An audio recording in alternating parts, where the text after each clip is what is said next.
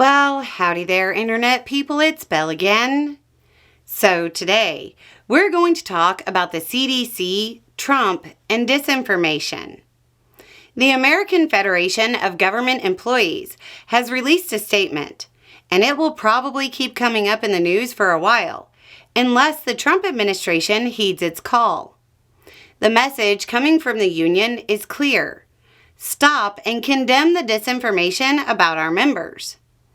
In a message to its members informing them what their stance was, AFGE Local 2883 said they wanted, quote, a clear and unequivocal stance in condemning vaccine disinformation by CDC and HHS leadership. Their leadership is critical in reinforcing public trust and ensuring that accurate, science-based information prevails. This condemnation is necessary to help prevent violence against scientists that may be incited by such disinformation. If you missed the news, CDC headquarters in Atlanta, Georgia was targeted in an attack that reporting suggests may have been influenced by vaccine disinformation. A police officer and the attacker were killed. The union also told its members, quote, this tragedy was not random, and it compounds months of mistreatment, neglect, and vilification that CDC staff have endured. The deliberate targeting of CDC through this violent act is deeply disturbing, completely unacceptable, and an attack on every public servant. Early reports indicate the gunman was motivated by vaccine disinformation, which continues to pose a dangerous threat to public health and safety. Some of you were trapped in various buildings throughout campus well into the late evening hours, including the 90-plus children locked down inside CDC's Clifton School. Those of us not directly part of the lockdowns watched in fear for our colleagues as the events unfolded. The terror, the uncertainty, and the trauma of what happened, as well as what could have happened, are still very present.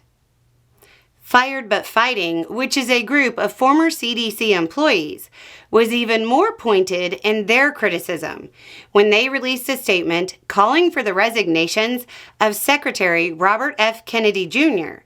and OMB Director Russell Vought, saying, quote, Kennedy is directly responsible for the villainization of CDC's workforce through his continuous lies about science and vaccine safety, which have fueled a climate of hostility and mistrust. The ongoing destruction of our public health infrastructure has destroyed the system meant to prevent tragedies like this from happening. Cuts to CDC's Injury Prevention Center, including programs to reduce gun violence and support mental health, have put our country at greater risk. We don't need thoughts and prayers. We need an administration that does not villainize federal workers who are just trying to do their job.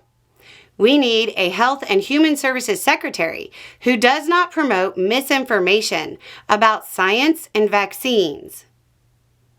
At time of recording, senior Health and Human Services personnel have condemned the attack, but I haven't seen any direct condemnation of the disinformation that is being suggested contributed to it.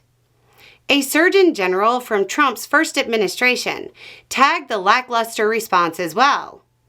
Former Surgeon General Dr. Jerome Adams said, quote, it took him over 18 hours to issue a tepid response to these horrific shootings.